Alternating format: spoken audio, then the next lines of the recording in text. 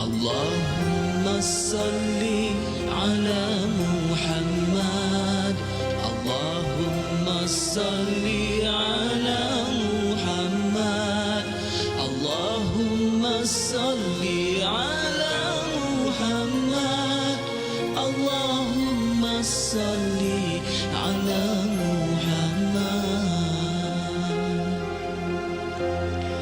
Allahumma salli ala Muhammad. Allahumma salli ala Muhammad. Allahumma salli ala Muhammad. Allahumma salli ala Muhammad. Allahumma salli ala Muhammad. Allahumma salli ala Muhammad. Allahumma salli ala Muhammad. Allahumma salli ala Muhammad.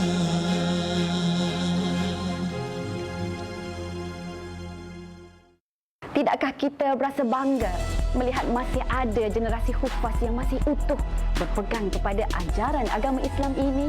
Ketahuilah bahawa usaha melahirkan generasi hufaz yang cemerlang dan berakhlak ini telah lama dijalankan oleh Tahfiz Al-Quran Darut Tuba.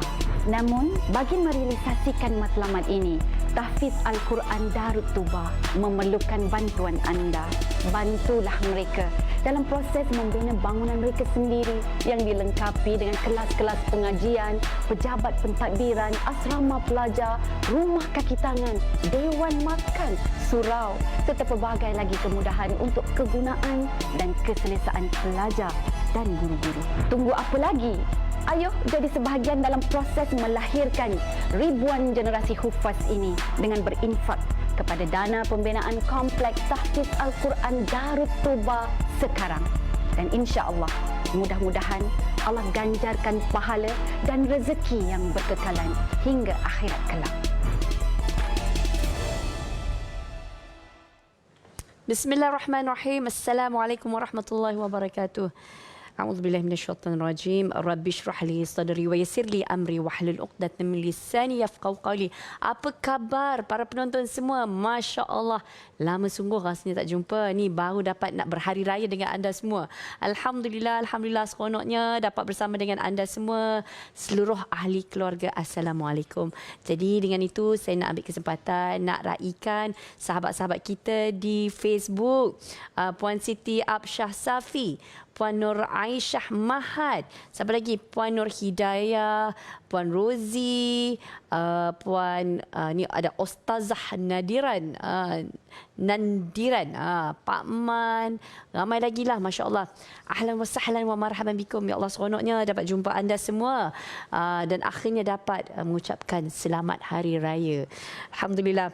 Baik, apa pun yang pentingnya anda bersama dengan kami dalam Assalamualaikum Subuh. Kita nak mulakan projek kan hari kita dengan platform ataupun mindset yang tepat dan betul. InsyaAllah itu objektif kita setiap hari. Kerana nak pastinya kita nak membina syurga di rumah, kita nak bina rumah di syurga dan kita nak masuk syurga sekeluarga. Dan pastinya pada anda semua sekali lagi nak wawarkan, jangan lupa like, share, save dan komen di live FB TV Al-Hijrah dan bersama-sama kita mengambil ilmu yang disediakan supaya dapat satukan ummah dengan ilmu. Apa-apa kita buat pastinya dengan ilmu dan pastinya bersandarkan Al-Quran dan Sunnah. Dan insyaAllah Alhamdulillah kita nak kongsikan bagaimana kita nak memastikan dunia ni jaminan akhirat. Bersama dengan kita melalui Skype ialah Ustazah Isfadiah Muhammad Dasuki yang merupakan hari ini sebagai kapasiti beliau sebagai Duta Tahfiz Al-Quran Darut Tuba. Assalamualaikum Ustazah.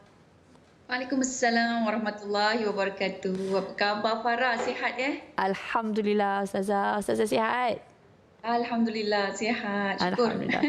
Ustazah, Alhamdulillah Allah izinkan saya baru balik umrah. Dan bila berada di sana kan Ustazah, kita macam reflect tau sepanjang Ramadan. Ya Allah, environment kat sana dengan environment kita kat sini jauh berbeza. Kat sana datang je bulan Ramadan, seluruh ekosistem meraihkan kedatangan Ramadan dengan cara skala yang holistik. Di mana sebenarnya final 10 days tu memang dah tahu dah. Semua orang akan beriktikaf di masjid, menghidupkan malam, siang tu dah relax kan. Dah macam tu ekosistem dia.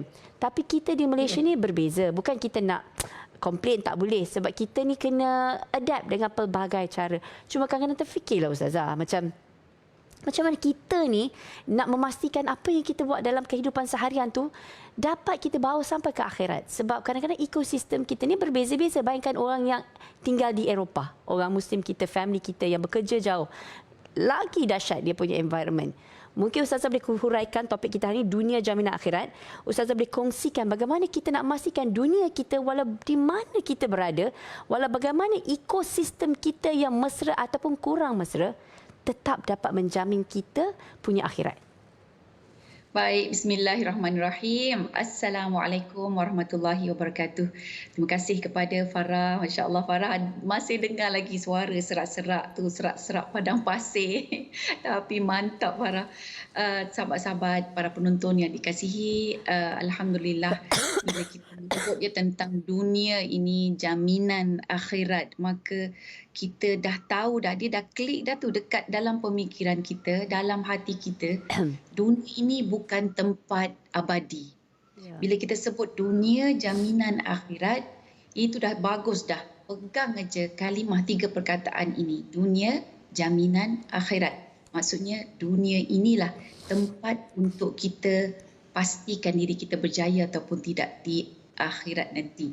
Jadi kalau nak buat baik, nak kumpul bekalan, nak dapatkan pahala, nak ambil ganjaran, nak dapatkan pengampunan, settlekan dulu dekat dunia ini. Baru kemudian di akhirat. Saya sangat tertarik apabila Farah sebut di Tanah Suci itu ada ekosistem dia yang tersendiri. Kita pun barulah seminggu kan keluar daripada madrasah Ramadan. Jadi memang Ramadan ini macam penentu cuaca tahu.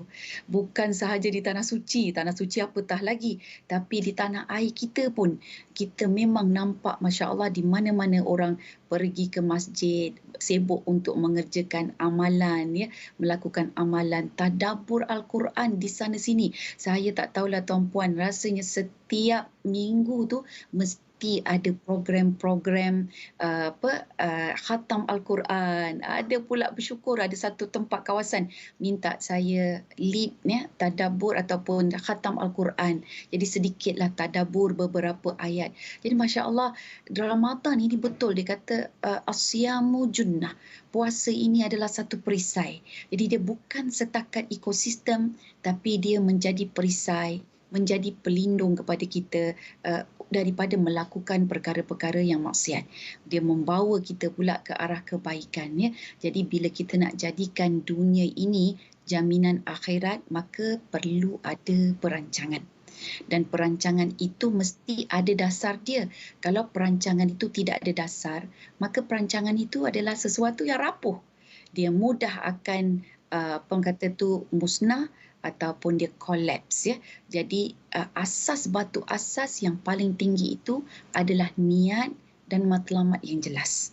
Jadi niat kita ini kan tuan-puan memang kena perbetulkan setiap hari. Bangun tidur saja, Nabi dah ajar doa dah pun kan. Kita bangun tidur je, doa bangun tidur. Kemudian doa celik pun ada. Yang kita baca la ilaha illallah wahdahu la syarikalah lahul mulk walahul hamd kan. Jadi kita baca subhanallah walhamdulillah wala ilaha illallah Allahu akbar. Ini yang bagus sangat orang Islam. Jadi kalau orang Islam dia tidak rapat dan dekat dengan doa-doa, doa bangun tidur, doa celik mata, doa pagi. Ya, pagi-pagi ni apa yang kita nak dapat daripada Allah? Allahumma inni as'aluka ilman nafi'a wa rizqan thayyiba wa amalan mutaqabbala. Masya Allah. Jadi ini semua doa-doa ini kan, dia mengajar kita untuk apa? Untuk membetulkan niat dan memantapkan matlamat. Jadi dunia dia perlukan niat yang jelas. Kalau tak ada niat yang jelas, kita akan hanyut nanti. Di dunia ini perlu ada matlamat dan target. Kalau tidak ada matlamat dan target, kita jalan pun kita akan sesat. So bila ada matlamat dan target, insya-Allah destinasi kita akan sampailah sebaik yang mungkin. Okey Farah. Jelas Ustazah. Itu dari segi mindset kan, cara pemikiran kita. Cara kita Betul. meletakkan paksi mindset lah basically. Cuma kan Ustazah, kadang-kadang kan kita ni dalam kehidupan seharian, kita ni dah ada rutin kita. Bangun pagi, urus anak, make sure semua makan. Lepas tu pergi hantar sekolah, kita pun ada meeting. Kadang-kadang niat tu kita terlupa nak refresh kan. Dah jadi macam robot kita ni. So jadi dalam keadaan sebegitu, dari segi realistiknya, kadang-kadang kita fikir, kadang-kadang rasa teringin juga, aku ni nak momentum Ramadan tu nak maintain. Tapi bila dah habis Ramadan tu, kita dah mula dengan rutin kita yang sebelum Ramadan tu kan. Kadang-kadang kita fikirlah macam, kalau aku tak bekerja mencari rezeki, macam mana pula dengan family. Tapi pada waktu yang sama, aku tak naklah tinggalkan rutin sebelum ni yang dah memang Masya Allah elok kan. Jadi Ustazah, jadi dari segi realistiknya, tak semua orang yang mampu ada kelapangan yang begitu besar untuk hari-hari selanjutnya untuk mengekalkan momentum Ramadan. Kan kita ni kena kerja dan sebagainya. Kadang-kadang kita sampai rasa larut dengan segala kerja duniawi ni. Jadi macam mana kita nak pastikan, pertama sekali ialah dalam keadaan kita kalut ni, dengan anak kecil lah lagi Ustazah, lagi kalut Ustazah. Tak payah nak kata lah kan. Memang kalut. Nanti anak dah besar-besar tu mungkin tenang sikit kan. Jadi kita macam mana kita nak pastikan, kita tak tahu ajal tu bila-bila masa. Anytime kita pun mungkin dijemput Allah kembali ke Allah kan.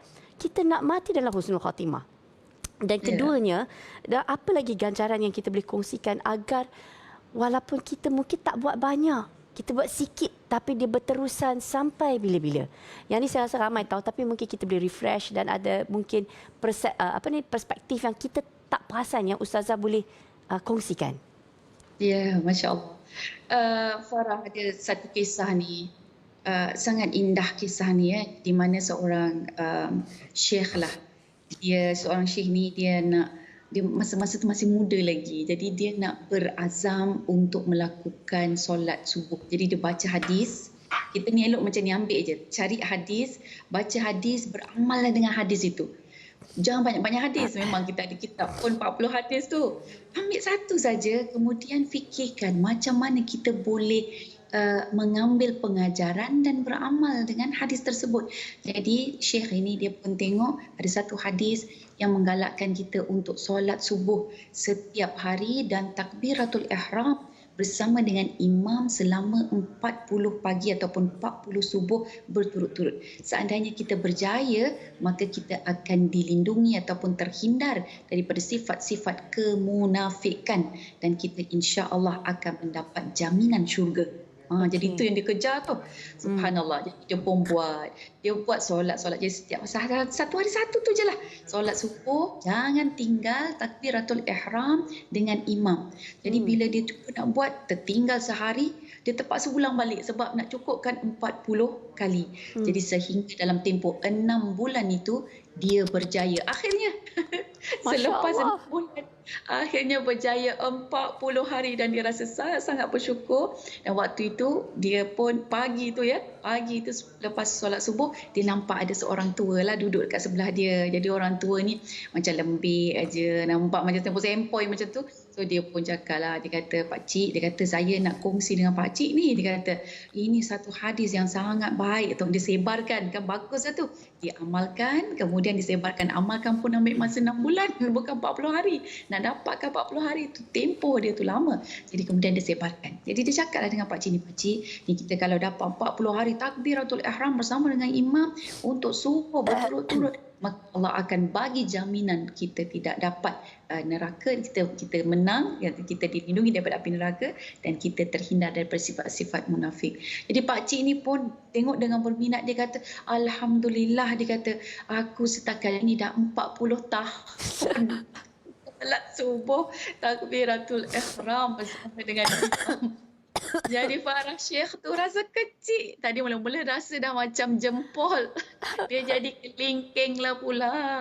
So jadi kita nak ceritanya, bila kita dah sebarkan, Alhamdulillah bergaul lah dengan orang-orang yang baik. So 3 step ini walaupun hanya satu amalan, kita sibuk dengan anak-anak tadi Farah, kita sibuk duk menguruskan makanan yang dengan rutin harian, anak-anak pergi ke sekolah bagailah dengan sibuk dia nak bersihkan dia lagi kan, sampai kita terlupa niat. Tapi berpeganglah dengan satu-satunya amalan, dan antara satu-satunya amalan yang boleh membawa kita ini secara ganjaran yang tidak pernah bertepi adalah sudah tentu yang diidam-idamkan oleh mereka yang berada di alam barzah.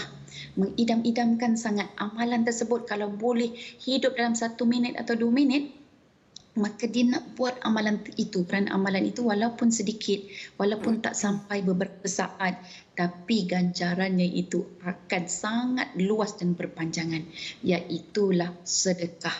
Tetapi sedekah, pastikan sedekah tempatnya itu dalam bentuk jariah yang sentiasa berpanjangan, ya sahabat penonton, berpanjangan sifatnya. Jadi bila berpanjangan ni, contoh kita bagi RM10, tapi RM10 itu manfaat dia mungkin digunakan pula oleh pendidikan lah biasanya. Pendidikan, kalau masjid pun masjid kan. Tapi yang biasa yang paling indah pendidikan, sebab dia macam berbuah-buah. Jadi bila pendidikan kita bagi kepada anak-anak. Kemudian anak-anak ini dia makan contohnya. Lepas tu dia sihat, dia mengaji, dia setiap patah ayat-ayat Quran yang dia mengaji. Kemudian dia menghafalkannya, menghadamkannya, memahamkannya, menyebarkannya pula. Kemudian dia hidup dengannya, dan setiap oksigen yang dia hirup dalam diri dia itu sudah tentu bukan dia sahaja yang dapat ganjaran, tapi mereka yang menyumbang RM10 itu, apatah lagi yang RM100, yang RM1000, dengan penuh keikhlasan sampai bila-bila, selama mana anak-anak ini hayatnya masih hidup, selama mana sekolah itu beraktiviti ataupun bergerak, selama mana setiap aktiviti itu dijalankan, Masya Allah, awan yang memayunginya, ya, tanah luas yang terbentang yang menjadi tapak kepada pembinaannya akan sentiasa membuatkan orang yang berbakti kepada jalan pendidikan. Farah, ada satu kisah lagi ni Farah. Dalam sebuah kes, ya, di mana Nabi Muhammad SAW telah didatangi oleh seorang lelaki. Jadi seorang lelaki ni dia mengut, dia kata, ya Rasulullah, dia kata, aku ni penat bekerja, penat sangat bekerja, sehingga ni adik aku ni, dia ada 2 beradik. Jadi dia bekerja, dia pergi menyara adik dia untuk belajar dengan baginda Rasulullah SAW. Jadi dia kata, adik aku tu, dia kata, dia hidup dengan hasil aku, dan kemudian dia sibuk belajar, tak ada tolong aku pun. Dan kemudian baginda SAW menyatakan, entah rezeki kamu yang mengalir itu, rezeki kamu yang lebat itu, rezeki kamu yang luas itu disebabkan oleh adik kamu yang sedang menuntut ilmu. Masya Allah. Jadi di situlah sedekahun jariyah, sedekah yang sentiasa mengalir, manfaatnya itu yang perlu kita garap, kita perlu tangkap dan ambil peluang. Jadi kalau kita beli mungkin sabun ke apa, bagus juga, tapi dah bila habis bersih, kotor balik dah hilang tak pula kan. Jadi sebab itulah pilih dalam banyak-banyak sedekah pun ada kategorinya, dan kategori yang perlu kita pilih tepat adalah yang berbentuk jariah ataupun berbentuk abadi daripada awal-awal lagi. Masya Allah. So itu adalah satu strategi yang sangat baik. Apapun adalah kita harus berstrategi untuk mendapatkan sedekah yang berpanjangan, berterusan, mengalir seterusnya walaupun kita mungkin tidak ada lagi di bumi ini. Dan kita wawarkan kepada para penonton untuk sama-sama terlibat dalam dana pembinaan Kompleks Tahfiz Al-Quran Darul Tuba. Dapatkan maklumat di kaca TV anda cepat-cepat, buat benda baik, jangan lambat-lambat. Hadis Rasulullah banyak yang mengingatkan kita untuk mempercepatkan perlakuan yang baik. Jadi Ustazah, jazakillah khairan kathiran. Satu maklumat yang baik sekali. Ada pesanan yang ringkas dalam masa 30 saat Ustazah? Ya, dalam tempoh 30 saat ini saya menyeru kepada kita semua untuk terus berzikir dan juga memohon ampun kepada Allah, dan mudah-mudahan matinya kita dalam husnul khatimah, insya-Allah. Farah, jaga diri, jaga kesihatan. Terima kasih Ustazah. Alhamdulillah recovering dah dengan izin Allah. Alhamdulillah. Baik para penonton, cepat-cepat dapatkan maklumat di Kaca TV yang pastinya adalah maklumat yang sahih dan apa pun yang kita salurkan biar di platform yang betul. Jangan tersalah langkah agar duit kita ni bukannya terhenti di situ tapi terus mengalir. Jazakillah khairan kathiran Ustazah. Moga Allah memberkati kalian kerana sentiasa mengajak kita ke arah kebaikan. Baik para penonton, kita rehat seketika tapi terus bersama kami. Lepas ini kita dengan kekanda Ustazah Muzayanah pula. Semua best-best lah pagi ni, Masya Allah. Sekembalinya kita nanti. Tidakkah kita berasa bangga melihat masih ada generasi hufaz yang masih utuh berpegang kepada ajaran agama Islam ini? Ketahuilah bahawa usaha melahirkan generasi hufaz yang cemerlang dan berakhlak ini telah lama dijalankan oleh Tahfiz Al-Quran Darut Tuba. Namun, bagi merealisasikan matlamat ini, Tahfiz Al-Quran Darut Tuba memerlukan bantuan anda. Bantulah mereka dalam proses membina bangunan mereka sendiri yang dilengkapi dengan kelas-kelas pengajian, pejabat pentadbiran, asrama pelajar, rumah kaki tangan, dewan makan, surau serta pelbagai lagi kemudahan untuk kegunaan dan keselesaan pelajar dan guru-guru. Tunggu apa lagi? Ayo jadi sebahagian dalam proses melahirkan ribuan generasi hufaz ini dengan berinfak kepada dana pembinaan kompleks Tahfiz Al-Quran Darut Tuba sekarang. Dan insya-Allah, mudah-mudahan Allah ganjarkan pahala dan rezeki yang berkekalan hingga akhirat kelak.